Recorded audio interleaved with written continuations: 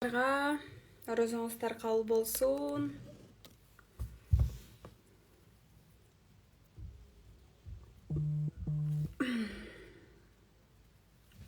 Всем привет!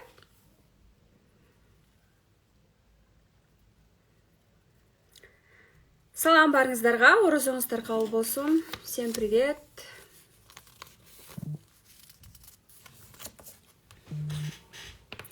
Салам барыңыздарга. Давно не выходила в эфир. Я готова слушать ваши вопросы, отвечать на все ваши вопросы, рассказывать вам. Просто у нас будет душевный эфир.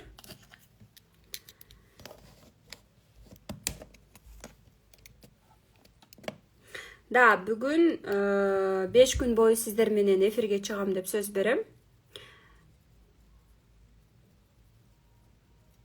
Эфирлерде биз сиздер менен сүйлөшөбүз. Жана буду рассказывать вам о том, что у меня происходит в жизни. Бүгүн миссия жөнүндө сүйлөшөбүз. Бүгүн биринчи тема миссия, эртең личный бренд, сатуулар, прогревтер, нолдон кантип башташ керек Инстаграмда. Жана башка темалардын, кызыктуу темалардын баардыгына жооп берем. Жана стористен мен жетишпей жатам. Салам, кандайсыз Айжан айым, кандайсыңар? Стористен бүт жашоомдо эмне болуп атат айтып бергенге мен жетишпей калып атам. Не успеваю, поэтому эфирлерде я бы хотела вот с вами делиться, что сейчас происходит, какую трансформацию внутреннюю я проживаю и так далее. И насчет миссии, да? Миссияңыз эмне бул жашоодо деп көп айымдарга, адамдарга суроо бергенде, многие не знают, что такое миссия вообще. Кроме того, чтобы быть женщиной, рожать детей, бул жашоого биз өзүбүздүн миссиябыз менен келебиз, да? Поэтому эгерде сиз дагы сурооңуз бар болсо, именно не только по социале, по психологии, по запускам, по продажам, мага запрос жөнөтсөңүз болот. Мы можем в прямом эфире сделать вопросы-ответы. Я могу онлайн вас проконсультировать. Вот. Өзүмдүн миссиям жөнүндө айтсам, моя миссия — это делать из обычных женщин успешных звезд. Быть причиной успеха других. Это моя миссия. Быть причиной успеха других. Извините, что я немножко в пижаме. Я дома с детьми одна. В любой момент мне могут дети зайти. Поэтому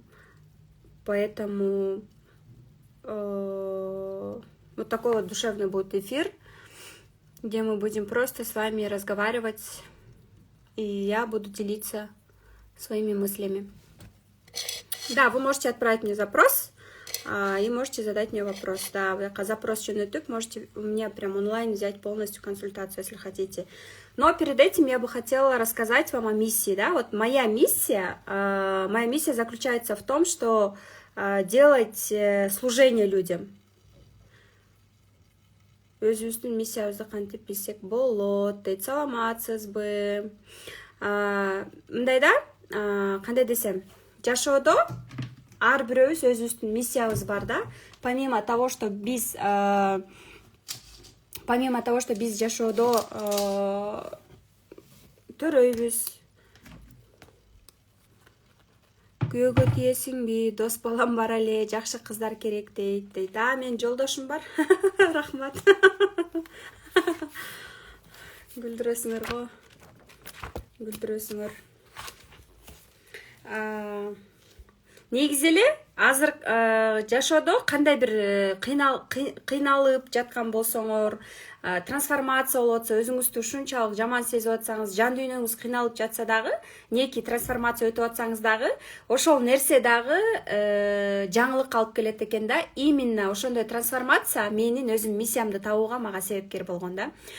Именно ошондой трансформация кезимде, именно ошондой трансформация болуп, ушунчалык жан дүйнөм ооруп, 4 жыл мурун кыйналып аткан кезимде өзүмдүн жашоодогу ордумду, миссиямды табыптырмын да. Это я потом узнала. Көрсө адам баласы кризистен улам трансформация алат экен да. Кризистен улам трансформация болот экен. Я буду 1 час здесь, а потом все. Хорошо? Хорошо? Мама, я хочу на спальне. Хорошо, будь в спальне. Девочки, я не хочу... Иди. Давайте сделаем вопросы-ответы. Суроолорду берсеңиздер болот. Можете отправить мне эфирге запрос. Я буду вам отвечать.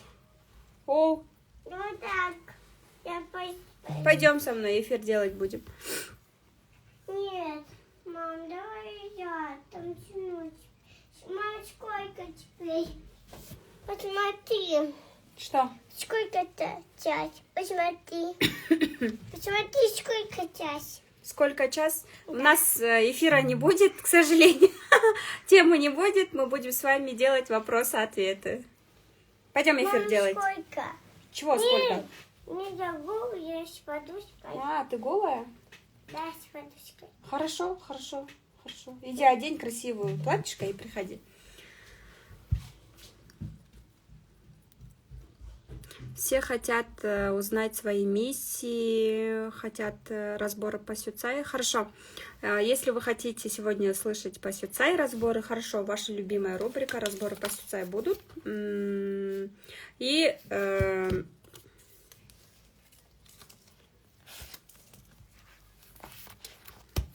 ооба, мен экинчи баракчама катталсаңыздар болот, Сюцай психологиясы боюнча.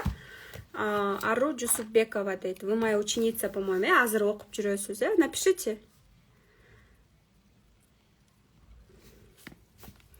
Да, когда ты мама, у тебя могут такие эфиры быть. О!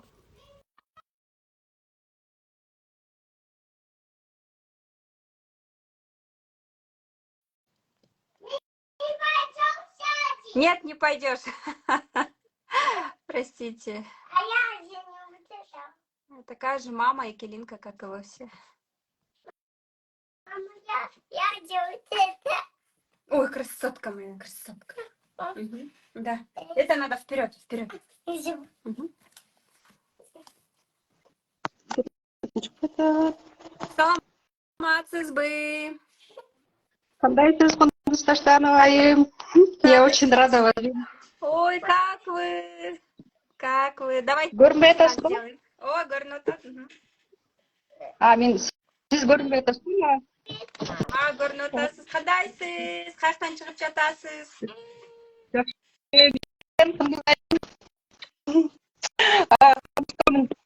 Аха, дата рождениеңіз, қандай сұраулар бар маға? Мен бір нәрсені баштасам эле аяғына шықпай қалып атам да. Даже оқыған сабақтарым аяғына шыға албай қалып атам. Дата рождениеңізді айтсаңыз? 5 октябрь 78. 5-10-1978. Окей, пятерка вы? Да, Бизнес-леди? пятерка. Пятерка, бизнес-леди. Бизнес-леди. Бизнес-леди, масштабқа шығарасыз адамдарды. Менің ең жақсы сатуучуларым пятеркалар.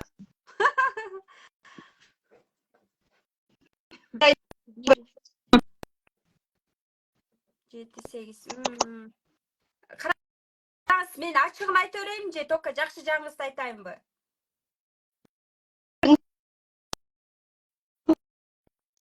Вас очень плохо слышно, к сожалению. Интернетіңіз жақсы емес оқшайды.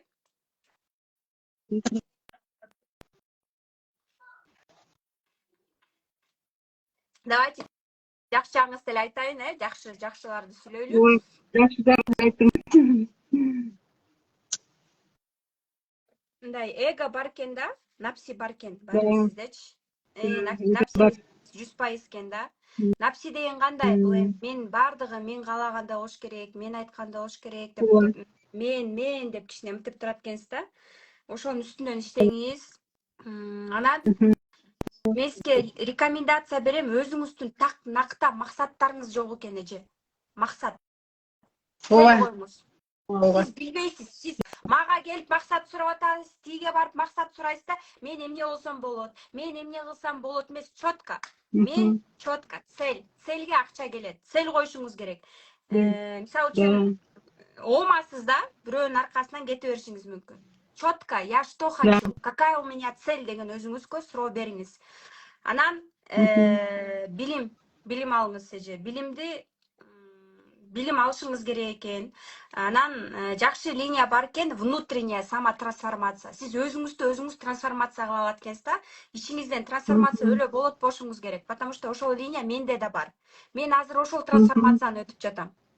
Сиз, может быть, меня чувствуете. Ну, мен айтып аткан нерсени өзүңүз сезишиңиз керек да, потому что менде да ушул линия бар да. Внутренняя трансформация. Өзүмдүн ичимен өлө мага деген мындай, мага душман деле кереги жок. Мен өзүмдү ичимен укмуштум эле трансформация кыла алам да, ичимен өлө мындай түшүнүү, понимание, бир нерселер болуп, эмнеге андай болду деп ичимен аябай өзгөрүлүп трансформация болуп алам. Анан бул линия деген акча линиясы тоже. Бирок бул акча линиясы качан иштейт? Сиз билим алып, аны кайра колдонуп баштаганда иштейт. Билим алып коюп эле отура бербестен колдонуп башташ керек. Ошон үчүн сизге 4 жетишпей жатат. Бул максаттар жана билимдер. Экөөбүзгү бул бир линия окшош экен. Просто мен 4тү кантип набивать этип атам. Туугандарды чакырдым конокко. Каждый четверг сайын деле сториске көрсөтпөсөк дагы 7 токоч, 9 токоч жасап, ата текке ыраазычылык айтып, Куран окуп, мен атам өтүп кеткен, просто ошон үчүн Куран окуп турам. Мен баары ата тегимен энергияны каалайм. Анан мамиле жактан жабыркабайсызбы? Жолдошуңуз барбы? Адамдар менен мамиледен кандайсыз? Вы не понимаете, түшүнүктүү аялмын деп өзүңүздү эсептейсизби? Түшүнүктүү аялмын деп ойлойсузбу өзүңүздү? Же антип ойлобойсузбу? Сизге өзүңүз түшүнүктүүмүн деп ойлойм. Чыдамкаймын, түшүнүктүүмүн, күчтүүмүн деп ойлойм. Мамиле жактан жабыркабайсызбы? Жолдошуңуз барбы? Жолдошум бар, бирок аябай отношения да, как муж и жена деген, прям аябай мындай эме жок.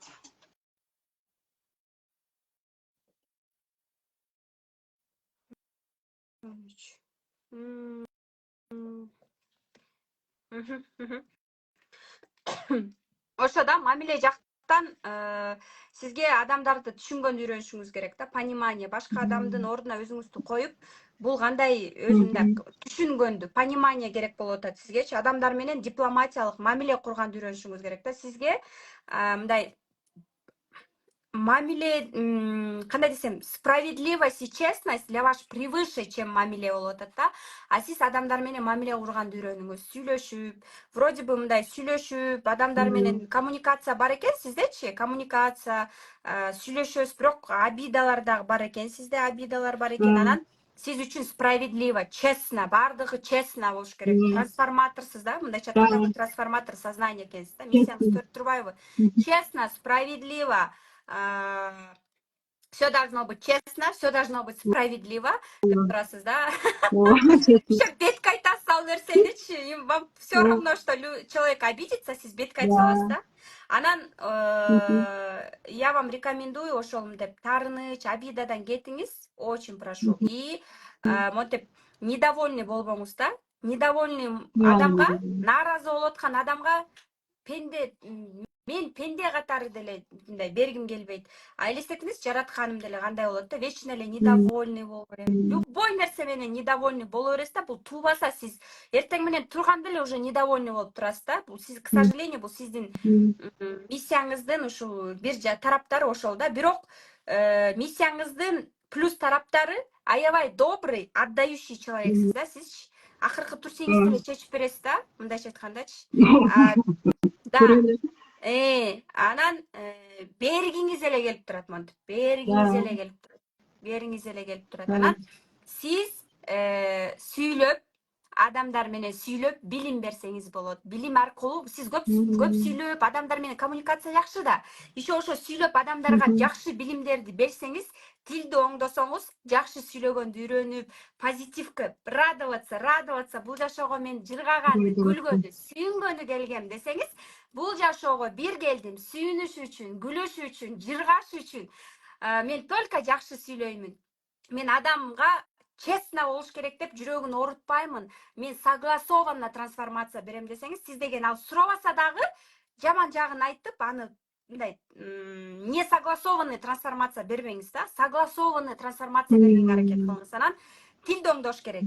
Тилди оңдош керек, жакшы сүйлөгөнгө өтүш керек, позитивге өтүңүз.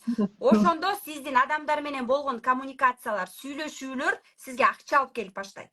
Потому что сиз билимди четко бере аласыз. Түшүндүңүзбү? ооба.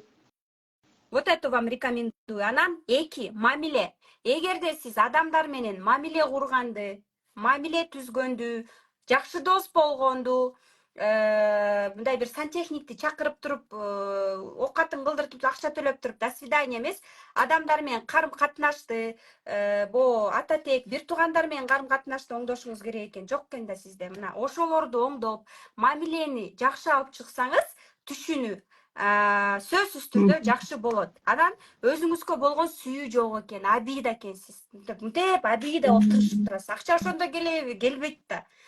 Позитивге өтүңүз. Бирок аябай жакшы. Сиз деген аябай масштабка чыгарып, жакшы сатуучусуз, адамдар менен сүйлөшүп кетесиз. Напси бар экен. Напси баарында эле бар, эго бар, бирок сизде ошо 100% экен. Бирок ошонун үстүндө иштесеңиз болот. Өзүңүзгө болгон сүйүү, өзүңүздү мындай кабыл алып, сүйүп, жакшы мындай карап дегенде ден соолугуңуздучу, жашоо бир келген. Өзүм ден соолугум в первую очередь карашым керек. Билим постоянно окуп туруңуз.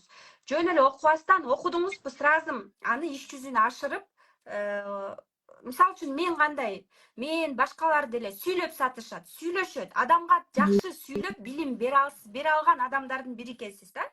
Сиз көп сүйлөйсүз, жакшы сүйлөйсүз, катып алып ушул билимди бербейм дегенде дагы берип салышыңыз мүмкүн. Бирок ошол позитивный мышленияга өтүңүз, обидалардан кетиңиз, потому что сиздин даже турушуңуз, сүйлөшүңүз, жүзүңүз дагы ушинтип страдать этип, недовольный болуп, обидада жүргөнүңүздү көрсөтүп, чагылдырып турат образыңызда делечи. Анан это внутреннее состояние, и оно считывается.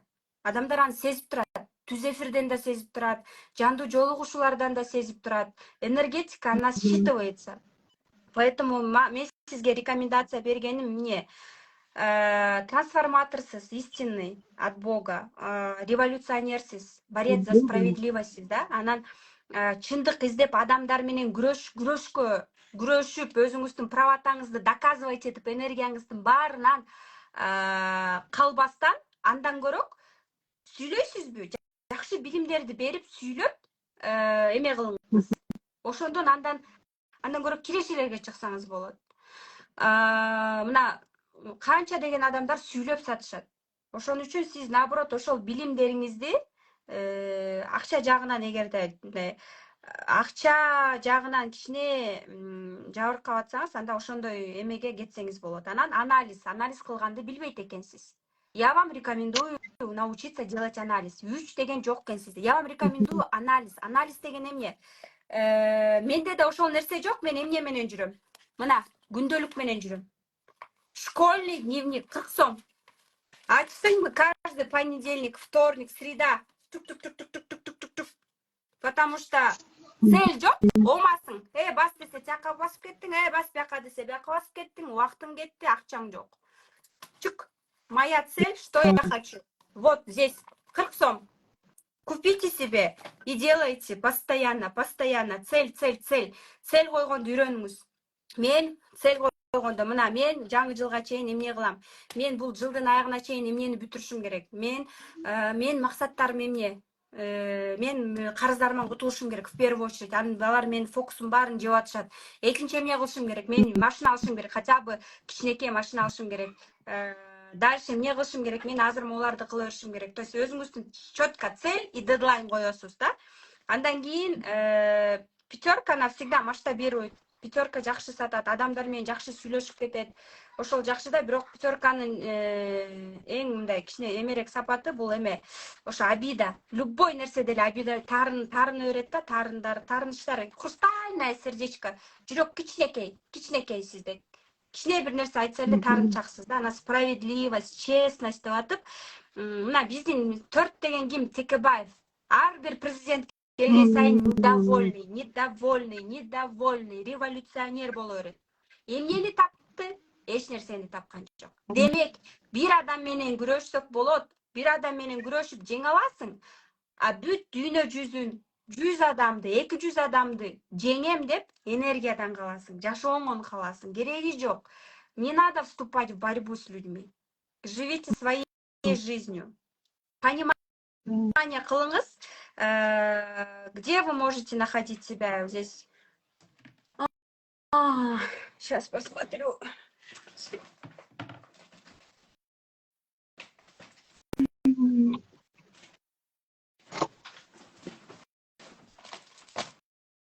Так.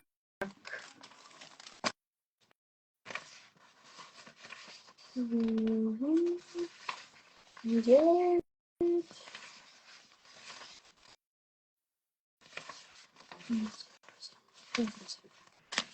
У вас вот творческая личность, вот больше такой творческий подход, имидж, масштабирование у вас классно работает. Сиз өзүңүздүн оюңуз кандай? Запросуңуз вообще эмне эле? Енді запросым неге баштаған ішімді аяғына чықпаймын да. И көп но сіз айтқандай ішінде атылудан барычы.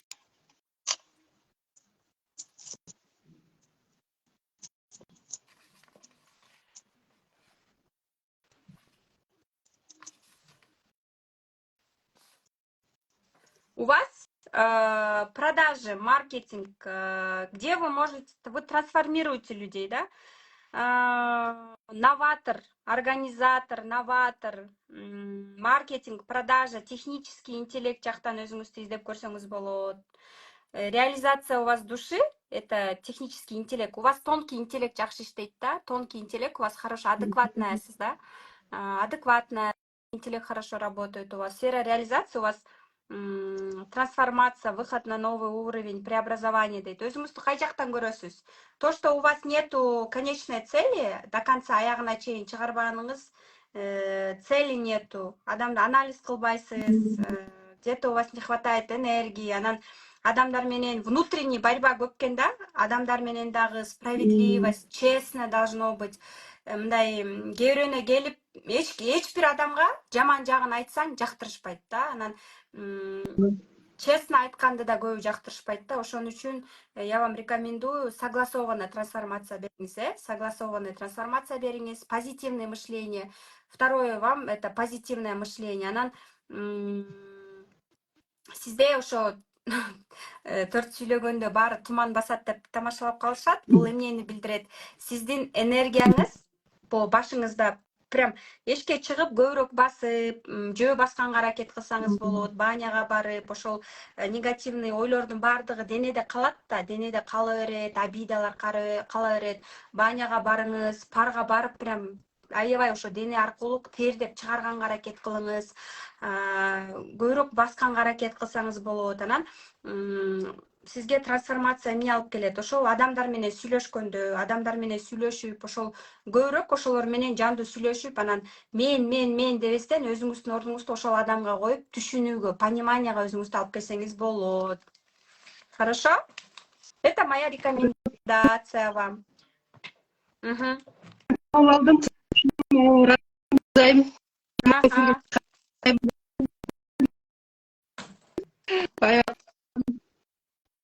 Ага. Чек. Ага, рахмат сизге. Кыргыз айында алга сүйрөп, талаппастан эмгек кылып жүрөт.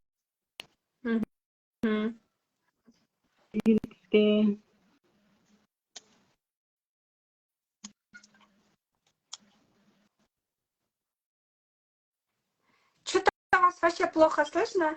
Ага. Это? Что-то плохо слышно, ага. Вообще уккан жокмун, эч нерсе уккан жокмун. Рахмат сизге. Рахмат, чоң рахмат.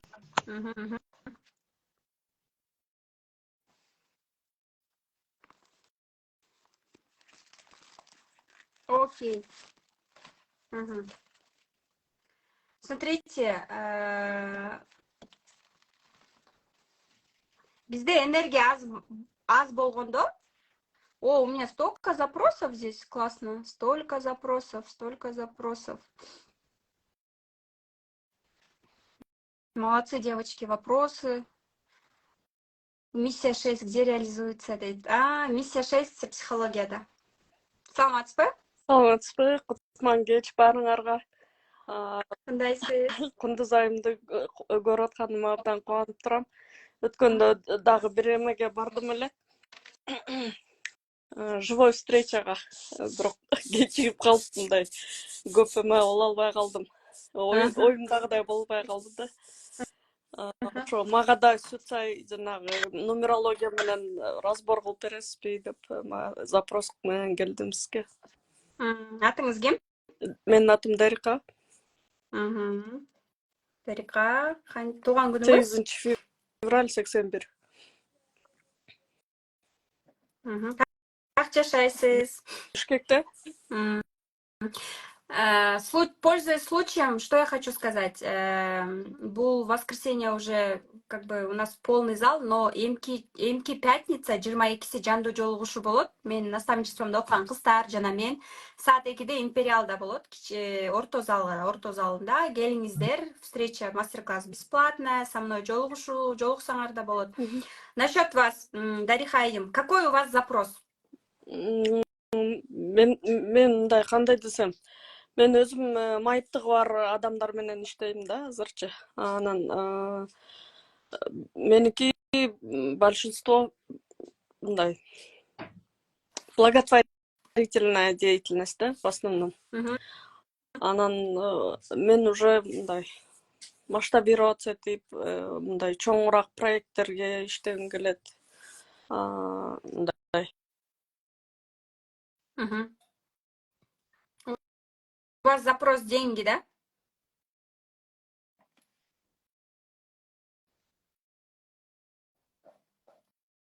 Менин интернетим жакшы болбой атабы же элдики жакшы болбой атабы?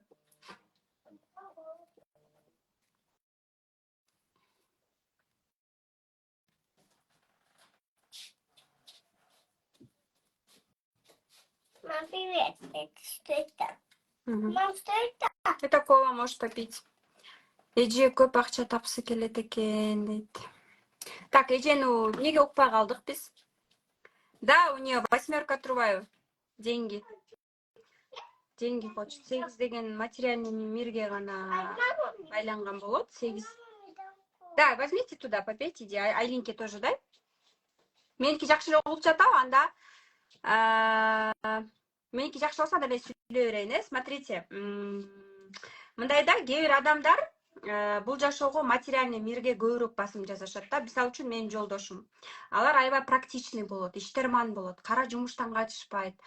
Бирок алар үчүн эң негизги максат бул акча болуп саналат да, акча болуп саналат. Демек, алар адамды мындайча айтканда бул китеп болсо экөө бирдей эле болушу мүмкүн кээ бир адамдарга. Кээ бирөө болсо мамилени, көбүрөөк мамилеге басым жасашат да. Так, что-то плохо слышно, Эжешку, пока айта берейин. Дальше. Здесь кээ бир адамдар жадность биринчи орунду алдыргандан коркушу мүмкүн. Здесь практичная, очень практичная девушка дейин. Бирок эго бар экен, эгоцентризм бар экен, напси бийик экен. Анан 100% акчага аябай умтулат экен. Духовности не хватает. Кудай менен болгон байланыш үзүлгөн биякта. Демек, ошону рекомендация берем. Дипломатия, миссия дипломатичная миссия у нее, но сомнения аябай көп экен. Она сомневается, нерешительная экен да. Акчага аябай умтулат, иштерман, бирок сомнениялар көп экен. Хочет масштаба. А масштаб деген эмне? Бизнес деген эмне сиздер үчүн? Бизнес деген эмне сиздер үчүн? Жазсаңыздар. Бизнес деген эмне сиздер үчүн? Что значит для вас бизнес? Бизнес это же люди. Бизнес это же люди. Бизнес это коммуникация, это общение, а у нее нету коммуникации. У нее нет коммуникации. жакпаган адам менен сүйлөшпөй коет экен. У нее нету этого. Бизнес — это в первую очередь отношения, коммуникации. Адамдар менен сүйлөшөбүз. Бизнес — это люди, бизнес — это ответственность, да, бизнес — это риск. Я ее прекрасно понимаю, потому что у меня тоже это было. И мага жакпаган адамдар менен мен сүйлөшпөй коем. Я из тех, которые мындай болот го, бир сөзгө тарынып же бир нерсе былтыйып сүйлөбөй койгон адамдар болот го. Ошондойлор көрдүңөр беле? Ошондой.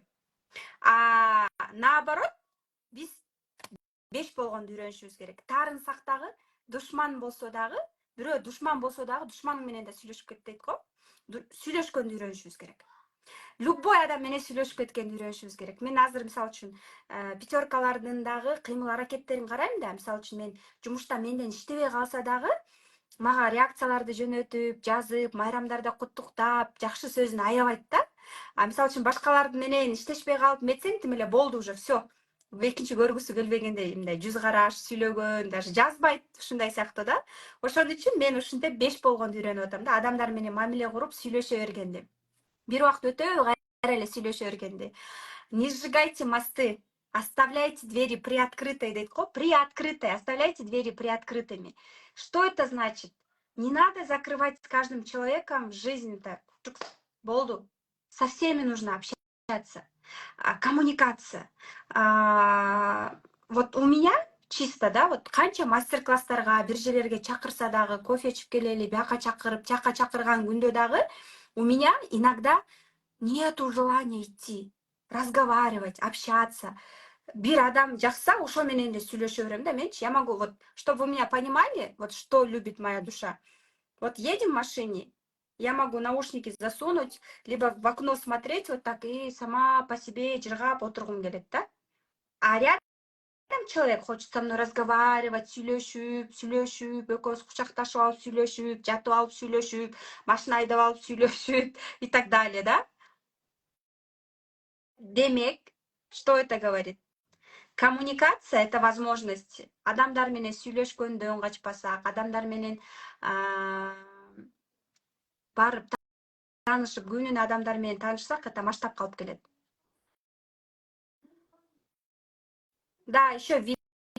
Некоторые ко мне не подходят, потому что думают, что я стерва, холодная, строгая.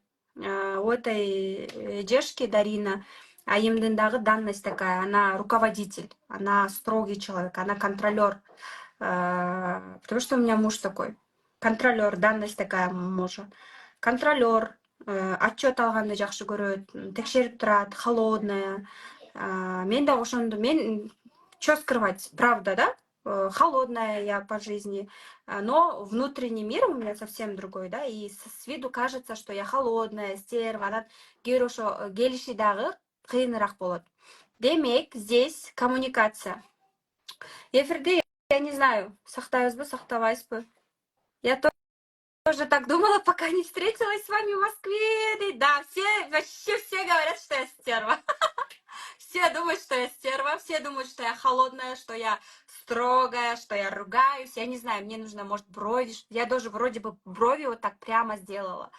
Или у меня, мындай, жемотып сүйлөгөндөн ушинтип ойлошобу, я вообще не могу понять. Какая я в жизни, кто меня в жизни видел? Скажите, пожалуйста. И мен мисалы үчүн көп адамдар менен сүйлөшкөндө мынтип айтышат да магачы. Мен сени ушунчалык бир момундай строгая, стерва аял келет десем, жап-жаш, кичинекей, апарык, нежная кыз экенсиң го дешет. Да, брови. Мне нужно делать брови. Дарина Аим нас слушает, да, поэтому вы классная, люблю вас, я тоже вас люблю. Дарина Аимга, она, кажется, нас слушает. Дарина Аим, я вам рекомендую, что у вас миссияңыз, ачыгын айтып берем, миссия деген мындай, миссияңыз ни рыба, ни мясо, мямля экенсиз, да, чуть-чуть ответственность алганда, бизнес это что? Масштаб это что? Ответственность, риск, коммуникации. А у вас ответственность алгыңыз келбейт па, понимаете? Вы хотите просто деньги брать. А деньги это что? Деньги это ответственность. Я взяла деньги, курска адам келди, наставничество, да? Это ответственность. Я провожу перед ними уроки, тук-тук-тук-тук-тук. Я с ними работаю, работаю, встречаюсь, это же ответственность, деньги это ответственность. И деньги приходят к взрослым людям, к взрослой позиции, те, у кого взрослая позиция. Адамдар менен, я вам рекомендую, Даринаим, первое, күнүнө адамдар менен сүйлөшүү, таанышуу. Адамдар менен сүйлөшүү, күнүнө 2 адам менен таанышуу, 3 адам менен таанышуу, сүйлөшүү, качып деп качып кетпештен сүйлөшүү, доброжелательно, просто. Начните общаться с соседями, начните общаться с коллегами, начните общаться в директ, начните общаться со всеми, начните даже на курс пойдете, общайтесь на курсе, в чате, будьте открыты, доброжелательной, коммуникация, адекватность, контроль, излишний контроль менен связь, духовность, духовный эме жетпей жатат да, чуть-чуть. Не только деньги, мышление, масштаб эмес, есть и другое вот Кудайга жаратканыма болгондагы связь чуть-чуть наладить, да. Потом вообще у вас душа реализуется в психологии. Психология, ошол жакта өзүңүздү тааный аласыз да, это ваша вот душа, где реализуется. Вообще рекомендация берип атам да. Анан миссия 2 деген бул дипломатия, отношения, мамиле сиз үчүн түшүнгүңүз келе берет айым адамдарды, мамилени сактаганга аракет кыласыз. Анан минус жактары ошо ни рыба, ни мясо мамиле болот да. Ладно, аял кишиге жарашат. Эркек болсоңуз анда оорураак болмок миссияңыз мененчи. А так очень хорошее. Иштер мансыз, кара жумуштан качпайсыз, акча табасыз, трудоголизм у вас есть. Анан завышенный чуть-чуть эгоцентризм дагы бар экен да, эго бар экен, напси бар экен. А ошол напсини жеңиш үчүн адамдар менен сүйлөшүү, бөлбө.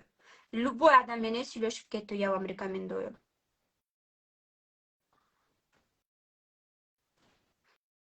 Да, на живых эфирах я такая, да, поэтому я в сторисах вообще не успеваю. Я вот только пришла домой, мы покушали. И сториске чыгып эметкенге дагы не успеваю, поэтому прямые эфиры, они все-таки живые, они классные. Я сегодня была на энергомассаже, девочки. Энергомассаж алдым, у меня вот здесь прям остеохондроз. Вы же знаете, что наше тело, если оно расслабленное, если я энергичная, деньги легко приходят ко мне. Вы же сами говорите, ты энергичная, ты классная. Все, кто ко мне приходят на обучение, ты энергичная, ты позитивная, ты классная. Энергия, твоя энергия нравится. Демек, энергия равно деньги. Значит, что мне дает энергию? Что мне дает энергию?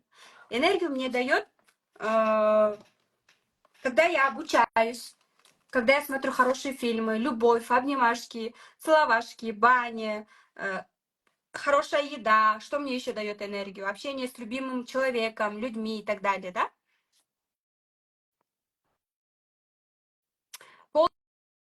Полный разбор месяца, это просто в эфире же я делаю разборы.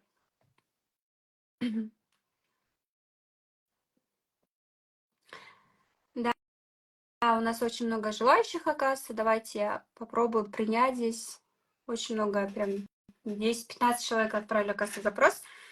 Рекомендую вам коммуникация, подтянуть коммуникацию. И, конечно же, 7. Энергияңыз аз келді, бат чарчап қаласыз, Даринаем. Это вам рекомендация от меня.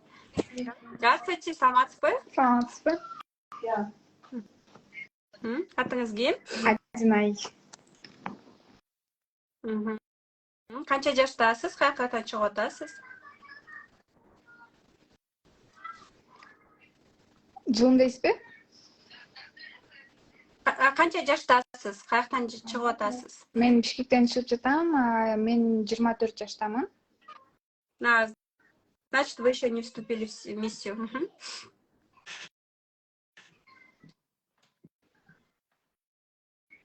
Я слушаю вас. Адинаем, угуп атам сизди. Мен да Светсай жөнүндө билейин деген болчумун да, өзүм бүгүнчү. Ошо кызык болуп чыктым да.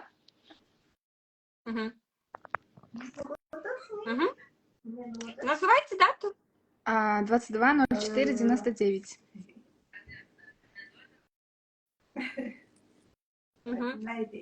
Какой запрос у вас? Запрос насчет бизнеса, насчет денег. Нет у вас денег? Нет. Я права? Есть. Есть? Мгм. А почему запрос именно в бизнесе деньги? Потому что я хочу начинать, и сейчас планы, цели есть, но, знаете, там продвижения нету. Ну, потому что действий нет у вас одни эмоции и идеи. Да. У вас одни идеи, идеи в голове, идеи, а действий у вас нету, анализа нету, денег нету. Мен ийгиликтүү болсоңуздагы болот го кээ бир ырчылар аябай ийгиликтүү, атактуу, бирок акчалары жок. Но можно наработать. Ничего страшного. Можно наработать эти качества. Вам нужно с анализом делать, а вы эмоцияда экенсиз да, сплошной эмоцияда экенсиз. Идеяда экенсиз да, а эмоции это плохо с одной стороны. Эмоция, анализ жок, кылып туруп анан анализ кылган жаман да. Жазап туруп анан анализ кылган жаман да. Түшүнүктүү экенсиз. Как вы себя, кандай ойлойсуз? Вы позитивная или мындай көп недовольствие болосузбу өзүңүз менен? Не позитивная. Мгм. Позитивная, да. Позитивная, старательная. Мгм. Мгм. В миссию вы еще не вступили.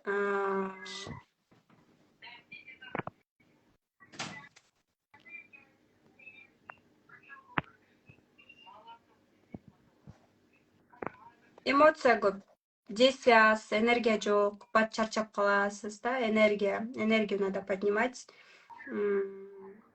Молодая пока. Здесь миссияңызда канча экен? 4.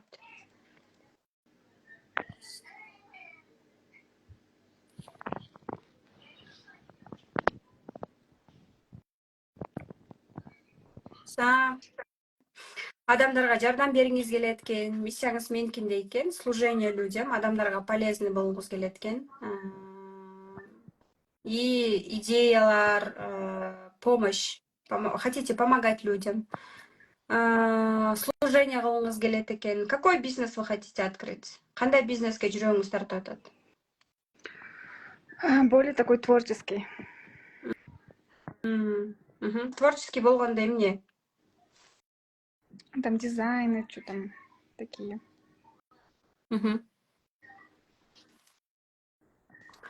Страх потери отношений, жадность поделиться креативом, нестандартным подходом, жадность дать другому человеку определенный приоритет в целях, жадность на интуицию. Вы креативная, туубаса креативный болот төртчү аябай. Креативный подход, элден башкача кийинишет, элден башкача необычный бир нерселерди колдонушат. Мен жашоомдо көп бүт кезиккен, как у вас дан кыздар бардыгы, либо крутые мобилограф,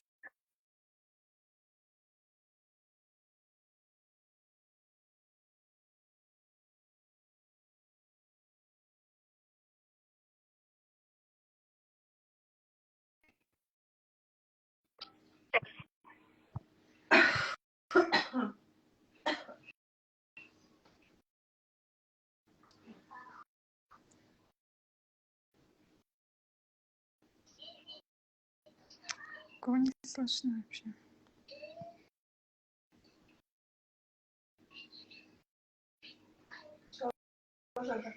Нет, не заканчивается. Просто посмотри там, прямой эфир заходи. У кого зависает? У меня зависает или у нее зависает?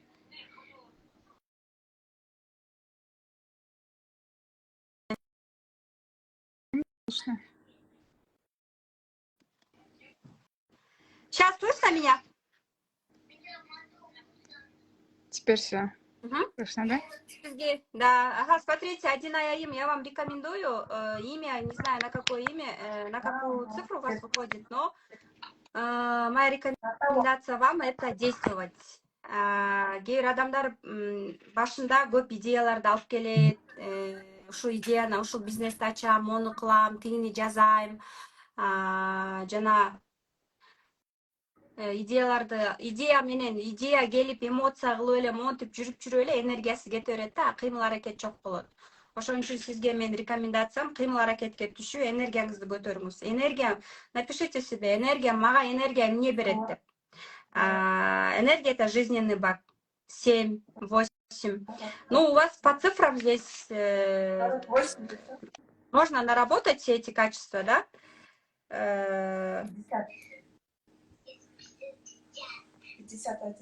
Деньги.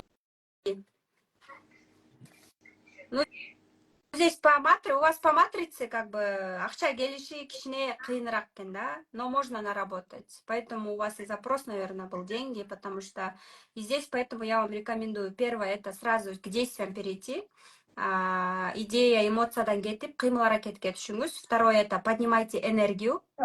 Энергияны көтөрсөңүз болот. Андан кийинкиси эле понимание 100% экен, адамдарды түшүнгүңүз келет экен, түшүнүктүү экенсиз.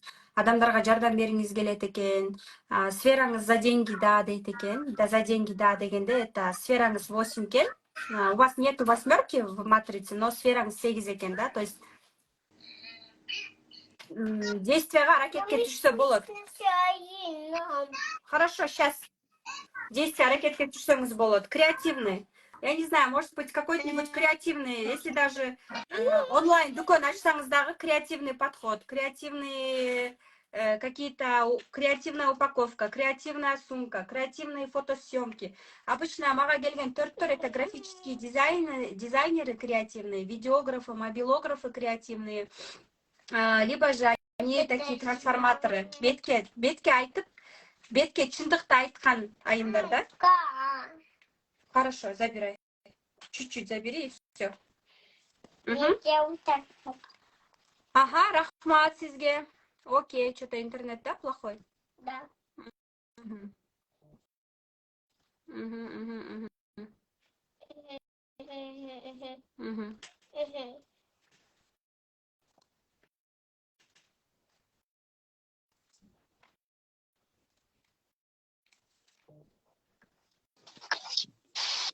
Саламатсыңарбы? Саламатсызбы? Көргөнүмдө калдыңар. Кутман кечиңер менен. Рахмат сизге. Менин атым Мерим. Мен азыр учурда Баткен областык Кызыл Кыя шаарында турам. Силердин курстарыңызды да алып окугам. Силерге эң биринчи ыраазычылык билдирип кетейин. Ушундай айымдардын бул бекер разбор, эч ким бекер разбор бербейт дегендей. Менин дата рождениям 26 декабрь 1986 жыл. Анан өзүмдүн запросум ушул. Мен азыр ушу онлайн тарабында көптөн беримин да, анан мен менен чогуу уже онлайнда окугандар жакшы эле тырышып чыгышты. Анан мен дагы отурбай, мен дагы чыгайын деп азыр ошол тармакка өзүмдү батынып кирип баштадым. Эми азыр ошол жак менен кетсем туура эле кетип баратамбы, жолдо ошол жолдо деп өзүмдүн миссиямды билгим келди да. 86, 26. Ооба, 86. Ооба.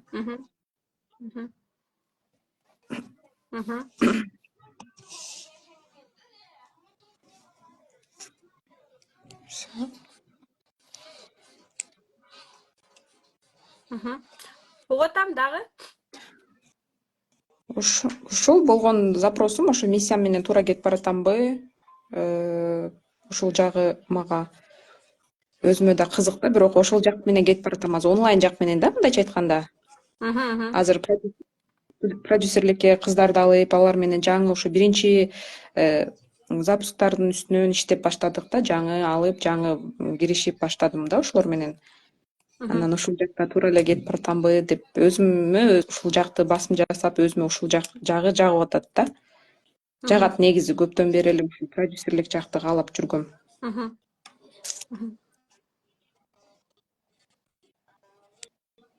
Ушу миссиям толук кандай болот, миссиям деп ошону билгим келет. Эки тараптан тең акча экен сиздики. Материальный мирге умтулат экенсиз. Сиз мурун Караколдо жашачу элеңиз, Ооба, помните, да, меня? Я помню, конечно. Я думала, вы забыли, да? Нет, конечно. По-моему, вы у меня на бизнес-клубе Очень были, приятно, да? Кундуз. Бизнес-клубда элеңиз менде. Ой, нет, мен биринчи наставничествого кылгым хотела, анан наставничествону, короче, не смогла до конца эметпей калдым, ошо боюнча анан калып кеттим да, анан СММди окудум силерден жакшы. СММди окуп келатам, азыр эми ошо продюсерлик жакты алып дагы продюсерликти бир экинчи жолу окуп атат окшоймун. Азыр ошо эми ошонун кыздар менен иштешип атам да азыр. Мгм. А вообще у вас экен, да? Просто у вас и в голове, и в действиях просто деньги кен, да? Материальный мирге аябай умтулат экенсиз, да? Материальный мирге умтулат экенсиз, результатка умтулат экенсиз, ошол клиенттерге результат бергиңиз келет экен, результатка иштегиңиз келет экен. Энергия жок экен, бирок бат чарчап каласыз. Ооба, Анан энергия жок. энергия жок экен, да. Бир Анан вот ошо над этим работаю да, ошо энергияны мындай кичине кантип эме кылыш керек, ошол үстүндө иштеп кичине мындай. Бирде менин толтура идеялар келет, но действие жок болчу да у меня тоже. Бир нерсени баштайм, а ана чыкпайм, ушундай болчу. А сейчас прям мындай киришип атам да, надо мне делать, действовать этишим керек экен депчи. Мгм, мгм. Действовать кылган адамдар эле только өсөт экен деп. Ушундай эме кабыл алдым да. Энергия дагы эмне берет? У вас творчество экен, да? Творческий подход. Вам нужно найти свое хобби, то, что вам душу, энергию поднимает. Энергияңызды көтөргөн бир нерсе, я не знаю, это миссияңыздын потенциалы негизи өзүңүздүн жан дүйнөңүз реализация болгон нерсе, это психология, да? Психология, адамдын мудрость, у вас заложена мудрость, реалистичный адамсыз, да? Сиз реальный адамсыз, да, мындай айткандачы. Оңой менен алданбайсыз, реальный цифраларды фактылар менен, далил менен карайсыз да. Анан ошо творчествого умтулат экенсиз. Жан дүйнөңүз ошо психология, мышленияга тартат экен, анан результат каалайт экенсиз. И албетте ошо ниша, которая приносит деньгини каалап атасыз да. С обоих Да. сторон, да? Да, с обоих сторон. Анан эго бар экен, эго деле бар экен, сизде 100% эго бар экен, из-за этого страдаете, потому что не все как вы хотите, да, не все как вы жашоо сиз айткандай болбой аткан үчүн страдаете деп атасыз да. Эмне үчүн меники мына башында да өзүңүз сүйлөдүңүзбү? Эмне үчүн мен менен баштагандаркы болуп атат, меники дагы Да, ошондой у меня результат болбойт есть депчи. ошондой бар. Да. Я признаю. Да, вот бар турбай ушул нерсе, поэтому я вам рекомендую прийти больше к духовности тоже. Только инструмент акча эмес, духовный жактан дагычы. Бирок 8 духовныйга киргенде страдать эткенде гана Кудайды издейт да. Менин күйөөм да 26-сында төрөлгөн да, эч кимге ишенбейт. Эч кимге ишенбейт. Үйдө даже келгенде мынтип мусорду да мынтип текшерип турат. Контролдоп турат. Месяц күнү түнү иштеп турат да. Ошондон эле чарчай берет байкуш. Мен еще жанагы коучтарга көп окудум, коучтардан да психологиялык жактан да көп Вы видите, сабактарды душа көрдүм. тянется все равно, Да. көрдүңүзбү? Жан дүйнөңүз ошого тартылып атат. Анан көп сүйлөп айтып бергим келе берчү да, анан баардыгына эле айтып берип эле мындай кылып алат, тиндей кылсаңар мындай болот, мондай болот деп эле аларга айтып берчүмүн. Анан баягы туугандарыңа, тааныштарыңа айтып бересиң, анан кээ бирөө колдонгондор азыр, например, мен ошондон көп жакшы нерселерди алып турмун, көп жакшы нерселерди үйрөнүп турмун дейт. Анан жасабай койгондор дагычы. Азыр мен жасабай койгондор да көп болот да, потому что бекер берсең баалашпайт деген сыяктуу. Өзүң туугандарың, жакындарың жасабайт, анан баягы айтып берип атасың, ушунча акчага аласың да бекер албайсың, анан аны айтып берип атсаң ошону түшүнүшпөйт да, мындай кабыл алышпайт. Анан азыр сүйлөгүм келбейт, айткым келбейт да, мурун бир сүйлөсөм тынбай жөн эле аркасынан сөздөр келип өлө сонун айтып берчүмүн, сабак кылып өтүп берчүмүн да тим эле. Азыр айтып сүйлөгүм келбей калды. Почему так? Мынтип закрылась. Знаете почему? Не знаю, вот хочу знать. Потому что они не результативные. Результат бербейт атат, сиз каалаган результат. А сиз каалаган результат, кечирип коюңуз. Сиз ичиңизде каалаган результатты алар каалабайт. сиз аларга берем, булар дагы өзгөрүлүп кетсин, булар дагы ушинтип даң монтип инстаграмда иштеп кетсин деп бир результат сиз өзүңүздө эгоңузда напсиңизде ушул результатты каалайм деп атасыз Да, да, да, да, да. ал болсо өзүнүн жашоосу менен жашап, Ооба, ал үчүн результат это деп нереально. түшүнүп барып бир нерсе кылып Вау. коюу. Сиз Да, каалаган да, да, да. результатты алар каалабайт. Эч качан сиз өзүңүздүн результатты башка адамга таануулабашыңыз керек. И из-за этого вы убиваетесь и расстраиваетесь. Мисалы үчүн, мен сизди мен ийгиликтүү болуп, психолог болуп кетсин десем, сиз каалаган результат это миллион запуск жасоо, акча табуу болушу мүмкүн. Мен каалаган результат сиз үчүн башка результат. И ошол Да, да, үчүн да. сиз башка бирөөнүн кылбаганы үчүн, жасабаганы үчүн антип өзүңүз расстраиваться этпешиңиз керек да. Мындайча айтканда сиз мындай кандай десем, жакшылык кылып алып, кайра Күтпөш рахмат керек эми кайра. айтпайсызбы деп күтүп атасыз да. Да, да, да, Күтүп да. атасыз, күтпөш керек. Не нужно ждать. Ожидание это боль. Это больно. Жакшылык кыласызбы, сизди бирөө ошентип сурады эле кыл деп. Сиз өзүңүз напросились, и аларга кайра доомат кылып атасыз. Претензия кылганга анда акча келбейт. Претензиядан кетиңиз. Оставьте их в покое. Результат дей бербестен больше духовный жакка дагы басым жасасаңыз болот. Жети деген не только энергия, но и духовность дегенди билдирет. Духовность мен үчүн эмне деңиз. Духовность мен үчүн эмне деп өзүңүзгө суроо берсеңиз, это не только намаз, но и ваша внутренняя связь с Богом. Ваша внутренняя связь с Богом. Энергия. Что мне дает энергию? Быстрая реализация энергии. Анан бул жакта эме да бар экен да, комфорт. Бир комфортко кирсеңиз, тунеядствого кирип кетишиңиз мүмкүн. Тунеядец деген эмне? Тунеядец деген уже бар оокатка уже көнүп калган жана комфортто жашаган аялдар, ответственность алгысы келбеген аялдар, уже тунеядец болуп калат да үйдө отурганда дагычы. Анан алгысы келип жоопкерчилик ошондон чыгыңыз да. Анан эме жанагындай претензиядан эмеден кетиңиз. Эмне үчүн булардыкы болуп атат, меники болбой атат эмес. Надо будет менин ийгиликтерим аркасында аябай көп потерялар болушу мүмкүн. Силер билбейсиңер эмне болуп атканын менин жашоомдо. Вы видите только то, что происходит, я показываю. Может быть, у меня какие-то потери. Может быть, у меня вообще выкидыши за одно. Может, у меня еще вообще плохие отношения с супругом. Может быть, я страдаю, плачу. Вы же не знаете об этом. Поэтому не нужно себя сравнивать и говорить, а почему у нее вот так, у меня вот так. Сиз только У меня вот ошондой бар да, негизи. Уйдите от этого. Не нужно. Это сливает Вот вашу как энергию. уйти? Вот именно вопрос. Как можно уйти от этого? Вот ошол бар да, прям я сама знаю, ошол бар. Зависть боло берем да, бирөөлөрдү карап эле почему ана мен менен баштаган уже ана вот эметип атат, уже менден кийин баштаган уже онлайнда мен көптөн бери ушу моореки балам төрөлгөндөн бери онлайнда жүрөм да анан ошондо зависть боло берет экен да, анан ошондон как уйти? Вам нужно, смотрите, фокус на себя поставить. Чем больше вы о них думаете, у вас и так тубаса энергия аскенда, анан алдыңтеп зависть кылган сайын еще энергияңыз аз боло берет. Элестеткиле, чем больше вы думаете о других, блин, тети шумшук машина алды, те квартира алды, тети болсо, блин, ушунча результат жасаптыр, ушунча акча таптыр деп ойлонгон сайын энергия кетет. Что? Дай ножницы. Ножницы, да. Я тебе что-то. Дай ей ножницы, Алинка. Дай ей сейчас ножницы. Вот я сейчас... Нету. Дайте мне 10 минут, и я все. Завистен. Я что-то. Без Шахтурбаева, ошончун линия зависти. Смотрите. Отдай. Айлин, бери койчу. Айлин, отдай.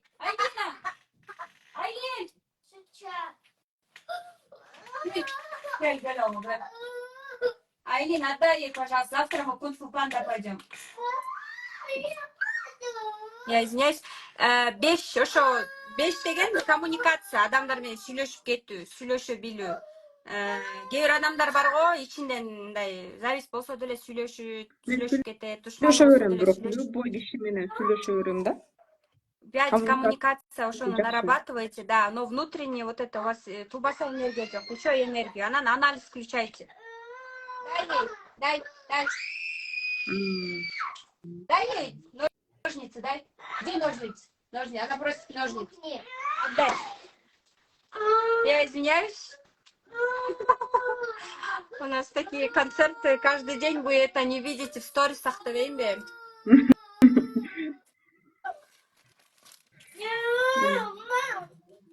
Балдар да ошондой да, Смотрите. именно. Ау. Ничего страшного. Ой, Жан.